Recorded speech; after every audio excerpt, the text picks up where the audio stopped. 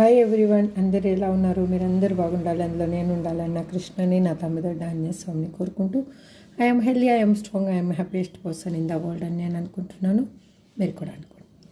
ఇప్పుడు అసలు మీ పర్సన్ మనసులో ఉన్న నెగిటివ్ థాట్ ఏంటి? అసలు టాక్సిక్ వాళ్ళు తెలియకుండానే ఒక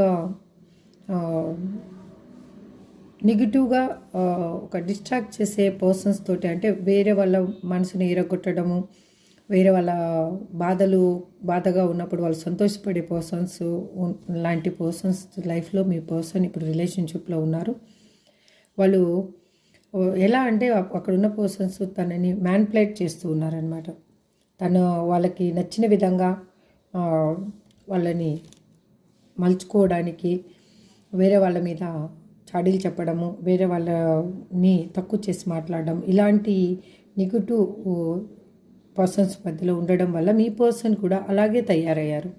అంటే వాళ్ళు మంచి కంటే ఎక్కువ చెడునే ఊహిస్తున్నారనమాట. అంటే మళ్ళీ మీ రిలేషన్షిప్లో కలిసినా కూడా మళ్ళీ ఈ విధంగానే అవుతుంది అన్న థాట్ అయినా అయిండొచ్చు, లేదంటే మళ్ళీ ఏ విధంగా కలిస్తే మళ్ళీ ఆ పర్సన్ ఏ విధంగా రియాక్ట్ అవుతారు అన్న మైండ్లో ఒక నెగిటివ్ థాట్ అనేది వాళ్ళు ఇన్బిల్డ్ చేసుకొని ఉన్నారు.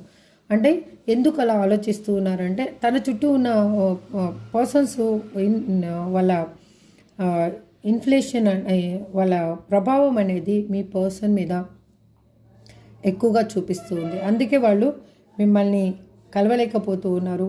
ఈ సపరేషను కొనసాగడానికి కారణం కూడా అదే. ఇది ఎవరికి రిజనేట్ అవుతుందో వాళ్ళు తీసుకోండి, రిజనేట్ కానీ వాళ్ళు లీవ్ చేయండి. Thank you so much. Have a good day. Bye.